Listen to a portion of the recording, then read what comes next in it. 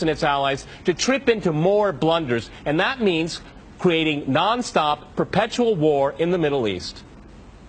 Well, I'm going to make this interesting and disagree with everyone. Okay. I do not accept the premise, which probably isn't too much of a surprise, but nonetheless, I reject the premise that the whole point of the so-called war on terror or investing in the Mujahideen was to somehow fight terrorism or to make a better world.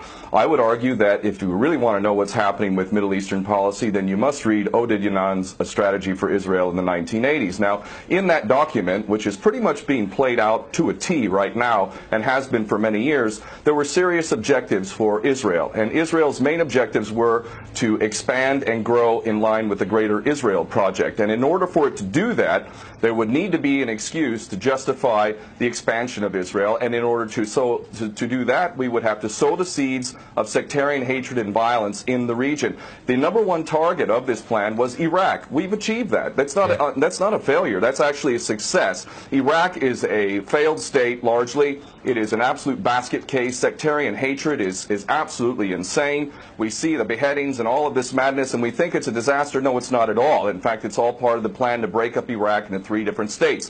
When we look at Syria, we also find that the goal is once again the same thing: sow the seeds of sectarian hatred and basically turn that nation into a basket case. This is happening according to plan as well. Now, ISIS, funny enough, could stand for the Israeli Secret Intelligence Service. Many people are seeing the very big benefits to the state of Israel, the so-called Jewish state of Israel, by the breakup and the balkanization of the surrounding states. So actually, if you believe what's being told to you, and I just don't know why anyone would believe anything that comes out of the mouth of virtually any Western leader, whether it be Obama or Bush or any of the rest of them, all of these people are nothing but patent liars, and everything they say is pretty much the opposite of the truth. So I don't accept virtually anything they say. Okay, good. Violence.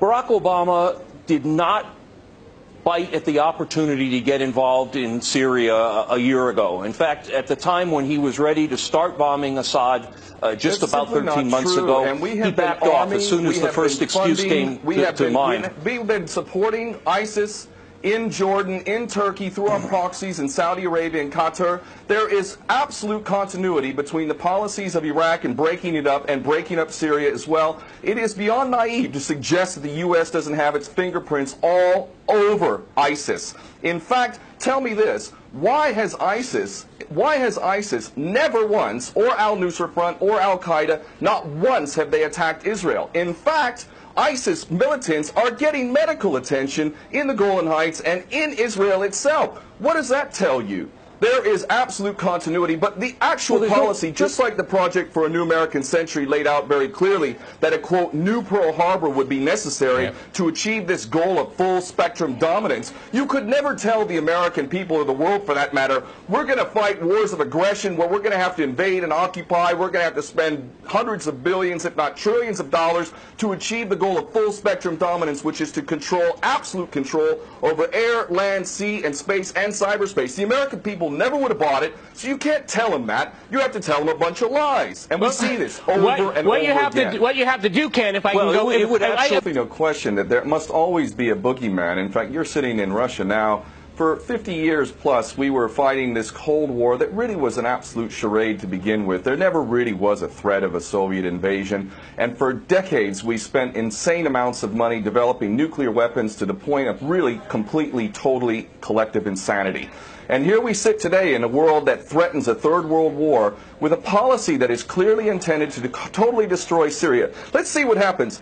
If we take Bashar al-Assad out of the equation in Syria, does anybody with half a brain not understand that that vacuum that's going to be created is going to be a vacuum filled by the most powerful interests there? And who is that right now? Well, that would be our best friends and allies, these little Frankenstein monsters that we create, whether it's al-Qaeda or al-Nusra Front or the latest ISIS monster that we've created. Those are the ones that are going to fill that vacuum, and that fits perfectly in line with Oded Yanan's A Strategy for Israel in the 1980s. And if these other two gentlemen haven't read that document, I seriously suggest you do. Another thing that's really worthy of pointing out is the so-called Islamic State is anything but Islamic. And yes, there is a war on Islam. Islam is very understood by many Muslims around the world to be absolutely 100% forbidden for you to forcibly convert somebody to Islam or kill them. This is totally untrue. Back in the medieval times, when there was Muslim empires, it was an absolute understanding and policy amongst the Muslims who were in charge at that time that those who practiced whatever religion were allowed to continue practicing that religion, and they were not even forced to pay taxes into the Muslim empire itself. However, if people wanted to practice that religion, they would not be able to derive the benefits of the tax system and so on and so forth. The bottom line is no Muslim in their right mind would justify going in and literally executing men, women, and children simply because they don't convert to your religion. These people are not Islamic. They are creations of the monster, which is the empire of the United States and all its cohorts in Israel and England in particular. And this monster is purposely created to justify the continuing insanity of the never-ending war policy, which is really the core of America. And that is exactly why I renounced my U.S. citizenship. This madness cannot be considered anything but the major threat to the world. Okay, Peter, in New York, one of the things we've seen... There are very obvious solutions. One is to arrest the traitors in the U.S. Congress and White House who have sworn to uphold the U.S. Constitution, and somehow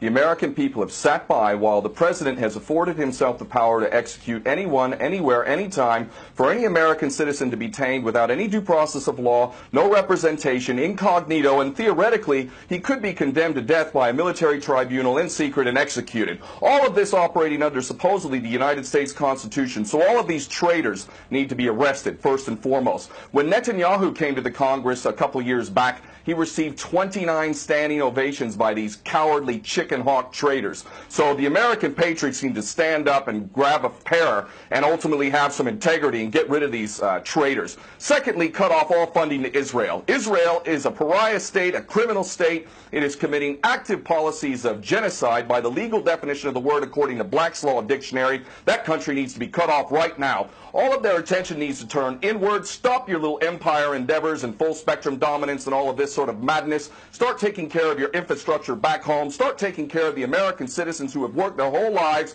and now find themselves wondering how they're going to keep a roof over their head. All of that is very obvious and very sensible. Or America can continue to decline into an absolute total pariah state, hated and resented around the world, and maybe bring the whole world into World War III. I would prefer that we do the former instead of the latter, but ultimately we need some serious change in government, and that means getting rid of these traitors. Okay,